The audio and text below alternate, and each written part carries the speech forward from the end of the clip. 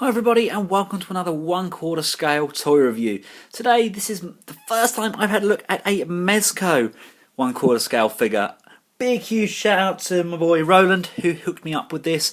Thank you so much, dude. It was an amazing deal and he looks the bomb. He really does. Ages 15 and up. So yeah, no kiddies for this one. Now I've been warned that the Mezco products of the past were a little bit, prone to falling apart. So I'm going to be a little bit more careful with this guy than I am with the NECA guys. But all in all, first impressions. Wow, I've got myself a little red Ron Perlman. Side of the box, you just got Hellboy 2, the Golden Army, and you got your Bureau symbol. And you got a quick summary of basically the outlining story of Hellboy 2. Universal, Mezco, lots of spiel, and made in China. Now, there are four variants of this figure. I was looking for the cigar one, but this one popped up at a cracking price. There's no way I could turn it down, so I'm more than happy to have this. It's just a shame that Mezco didn't continue with these sort of figures and bring out like Abe and that. But oh well, I will make do with what I have, and yeah, let's get him out of the box and take a good look. Right, straight out of the box, my first impressions are, holy cow, this guy is detailed, and wow, he's kind of light. Now, he's made up of rotocast parts, so basically everything's kind of cast separately and then plugged in together, so he will be kind of hollow and a little bit light, but they have done an outstanding job of the detail on this guy. I know a few of you have had problems with these guns in the past not fitting in the hand. Now, get your hairdryer, blow the dryer on the hand for, say, I've done it for about 10 to 15 seconds, and the hand goes slightly supple. You can then pop the gun in, and because of the plastic density, it will then shrink back and return to its original form, and the gun is in the hand, and it'll fit in perfectly, and it looks so good. And of course, you not only get the gun, you also get the big baby. Somebody woke the baby. I mean, look at the detailing on this. It looks so good. Oh, this is going to look so good on him. I mean, this has actually got a fair bit of weight to it. Lovely wood panelling on there with the fake screws. Nice. It's almost a leather. I think it might actually be a form of leatherette or something strapped there. And some really nice paint decals on the gun. Baby doesn't come with any bullets, but does flip down so Hellboy could load them in. Boom!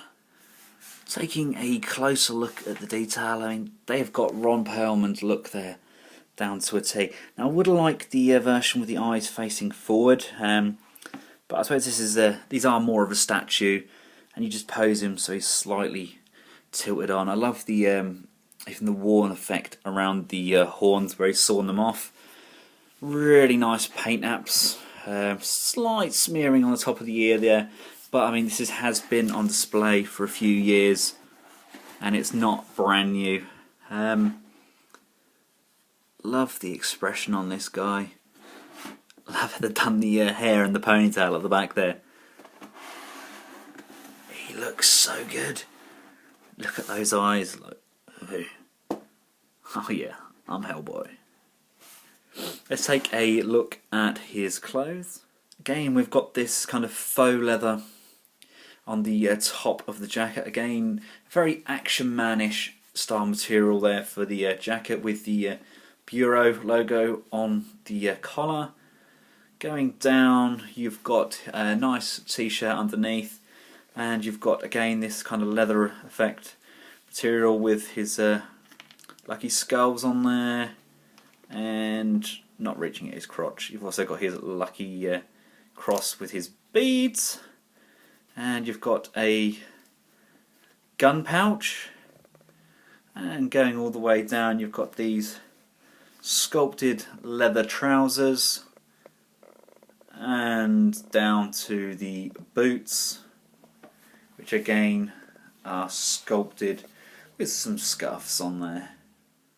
Articulation wise, considering the age of this guy, it's pretty good. Considering Necker at the time were doing statues, his head is on a ball, got quite a good looking up motion there and fairly good looking down. Go to the shoulders. They are on a fairly tight ball, but there is one in there. There's also a swivel on that ball. And again, the same with the hand. Again, there's a ball up there, there is a swivel, and there's also a rotation on the wrist with this one. And a rotation, kind of a ball joint there on the hand. I mean, look at the detailing on the stone hand. Look at that. That is incredible. Got the old buckles there on the jacket to get it to go over his arm. Anyway, I digress. His waist. He has got a nice, really nice ab crunch there, and a swivel. Most of the legs are fixed as part of the sculpt. He's got a swivel there above the knee. And is there anything on the feet? No, that's it. So pretty much the legs are a pretty solid piece. And coming around to the hell butt, you've got the tail. The tail does swivel, and it's kind of a rubbery material, so you've got a lot of flex in there, and you could put it whichever way you like to. Another thing I like is just the attention to detail. I mean, look at the gun here. It even says there you've got the Bureau for Paranormal Research and Defence. And you've got the rope on here. You've got the cartridge here where you can load. Okay, there's 4 together, but you can still load them into the gun and just pop them down. I think that is attention to detail. You can then mount the gun in its holster. Put that down. Slide him all the way in, like so. And you've got a little clip on the top here. You can plug that in, and it's all holstered up. And there he is with Big Baby. Now, he doesn't hold it absolutely perfectly, but he does hold it. Again, if I heat up the hand again, probably I'll get that round there. But I mean, he does hold it. I think it's going to look better just strapped over his shoulder. Yeah, all in all, a truly amazing piece. The sculpt on this guy is fantastic. And yeah, they've done a really, really great job. It's a shame we didn't see the other figures in the line, but I am more than happy with having this guy on display. I may even get myself some of the other variants, or maybe one of the animated ones. I know the ones based on the comic, the same sort of scale, again with it kind of built up the same with the render parts and that, but I've seen those and they look good as well, and who doesn't want a Hellboy display? How does Hellboy hold up against the more modern quarter scale figures? You always hear me ranting and raving about Dutch. Hellboy fits in absolutely fine. He has not aged at all, and he's going to be the centrepiece of my display. Thanks for watching, guys. From me and Little Red Ron Perlman, take care and goodbye.